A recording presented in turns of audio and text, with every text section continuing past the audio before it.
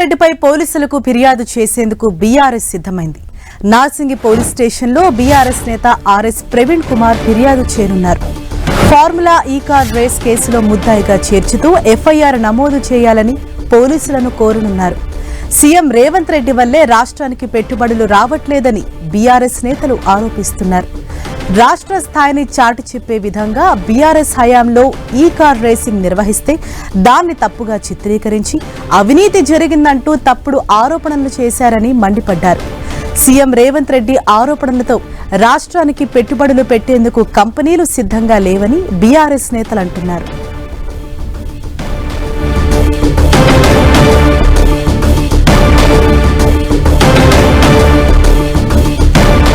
ఇదే విషయంపై మరింత సమాచారంతో మా ప్రతినిధి శ్రీకాంత్ మనకు అందుబాటులో ఉన్నారు. శ్రీకాంత్,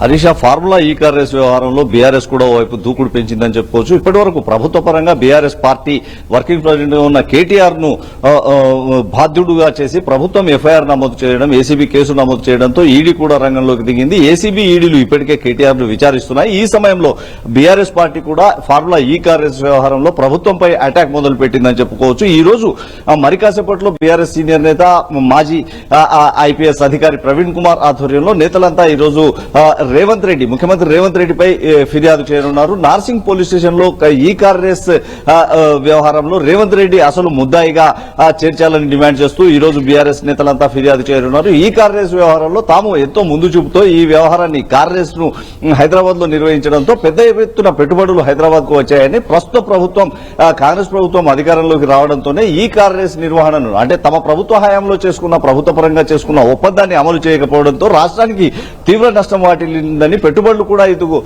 రావడం లేదన్న అభిప్రాయాన్ని బీఆర్ఎస్ నేతలు వ్యక్తం చేస్తున్నారు. కాంగ్రెస్ పార్టీని ఇరుకాటంలో పెట్టే విధంగా కాంగ్రెస్ పార్టీ ఈ వ్యవహారంలో అత్యుత్సాహం ప్రదర్శించడంతో రాష్ట్రానికి పెట్టుబడులు లేకుండా పోయాయన్న, రాకుండా పోతున్నాయన్న ఆరోపణలను బీఆర్ఎస్ మొదలుపెట్టిందని చెప్పుకోవచ్చు. మరి కాసేపట్లో తెలంగాణ భవన్ కు నేతలంతా చేరుకోనున్నారు. ఆర్ఎస్ ప్రవీణ్ కుమార్ తో పాటు నగరానికి చెందిన పలువురు ఎమ్మెల్యేలు తెలంగాణ భవన్ కు చేరుకుని ఇక్కడి నుంచి నార్సింగ్ పోలీస్ స్టేషన్ కు వెళ్లి ఫిర్యాదు చేయనున్నారు. బీఆర్ఎస్ వర్కింగ్ ప్రెసిడెంట్ కేటీఆర్ ఇందులో ఎలాంటి అక్రమాలకు, అవినీతికి పాల్పడలేదని, కావాలనే ప్రభుత్వం కక్షపూరితంగా కేటీఆర్ ను ఇబ్బంది పెట్టే విధంగా వ్యవహరిస్తుందన్న ఆరోపణలను బీఆర్ఎస్ చేస్తుంది.